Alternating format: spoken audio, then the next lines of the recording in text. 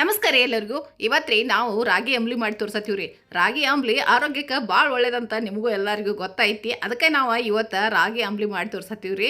ಈ ರಾಗಿ ಅಂಬ್ಲಿ ಹೆಂಗೆ ಮಾಡೋತೆ ನೋಡೋಣ್ರಿ. ಅದಕ್ಕಿಂತ ಮೊದಲು ನಮ್ಮ ಚಾನಲ್ ಏನಾರ ಸಬ್ಸ್ಕ್ರೈಬ್ ಆಗಿಲ್ಲದ್ರೆ ಯೂಟ್ಯೂಬ್ದಾಗ ಸಬ್ಸ್ಕ್ರೈಬ್ ಆಗ್ರಿ, ಫೇಸ್ಬುಕ್ದಾಗ ಫಾಲೋ ಮಾಡಿರಿ. ರಾಗಿ ಅಂಬ್ಲಿ ಮಾಡೋಕೆ ನಾವು ಮೊದಲಿಗೆ ಇಲ್ಲೇ ಒಂದು 4 ಕಪ್ ನೀರು ಕಾಯಕ್ಕಿಡಾಕ್ತೀವ್ರಿ. ಈಗ ನೀವು ನೋಡ್ಬೋದ್ರಿ, 4 ಕಪ್ ನೀರು ಚಂದಂಗೆ ಕಾಯಿಲ್ರಿ.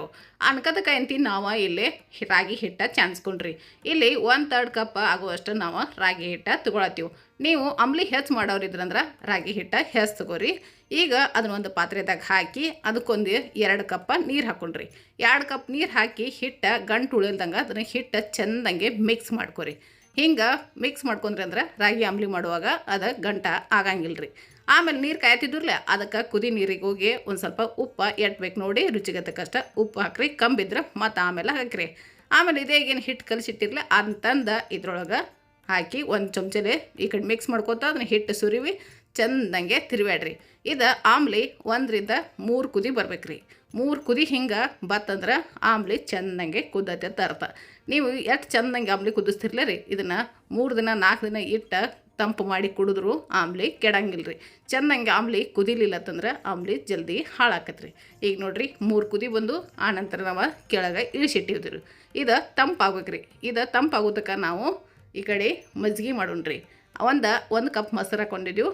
ಅದಕ್ಕಿಂತ 1.5 ಕಪ್ ನೀರು ಹಾಕತ್ತೀವ್ರಿ. 1.5 ಕಪ್ ನೀರು ಹಾಕಿ ಇದನ್ನ ಚಂದಂಗೆ ಮಜ್ಜಿಗೆ ಕಡಿವ್ರಿ. ನೀವು ಮಜ್ಜಿಗೆ ತಿಳುನು ಮಾಡ್ಬೋದು, ಇಲ್ಲ ಗಟ್ಟಿನೂ ಇಟ್ಕೋಬೋದ್ರಿ.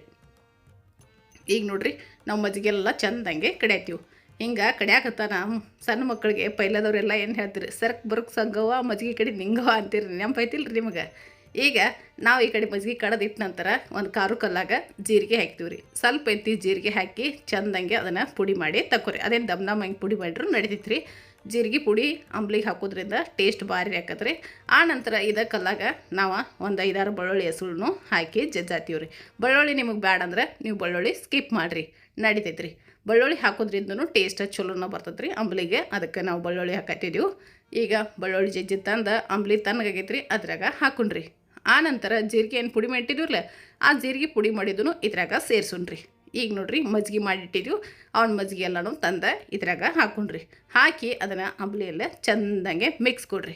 ಹಿಂಗೆ ಅಂಬ್ಲಿ ಮಾಡಿ ಕುಡಿದ್ರೆ ತಿಕ್ಕೋರಿ, ದೇಹಕ್ಕೆ ತಂಪ್ರಿ, ಹೊಟ್ಟೆಗೂ ಹಿತ.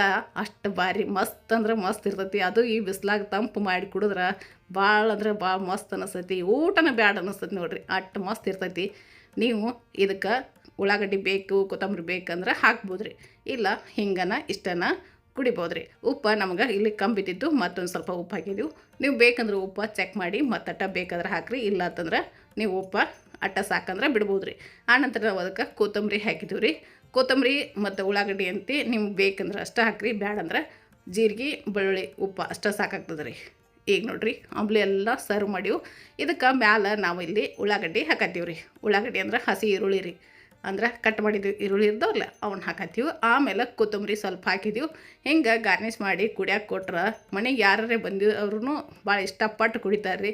ಬಿಸ್ಲಾಗೇಂತಿ ಹಿಂಗೆ ಅಂಬ್ಲಿ ಮಾಡಿ ಕೊಟ್ಟವ್ರಿಗೆ ಏನಂತಾರೆ ಗೊತ್ತೇನ್ರಿ, ಕುಡ್ದವ್ರು ನಿಮ್ಮ ಹೊಟ್ಟೆ ತಣ್ಣಗಿರ್ಲಿ ಅಂತ ಹೇಳ್ತಾರೆ ರೀ. ಅಟ್ಟು ಆಮೇಲೆ ಮಸ್ತಾಗಿರ್ತೈತಿ. ಒಂದು ಸಲ ಟ್ರೈ ಮಾಡಿ ಹೆಂಗೆ ಬರ್ತೈತಿ ಕಮೆಂಟ್ನಾಗ ತಿಳಿಸ್ರಿ. ಇಲ್ಲಿದ್ದ ಕೈ ನೋಡೋದಕ್ಕೆ ಧನ್ಯವಾದಗಳು.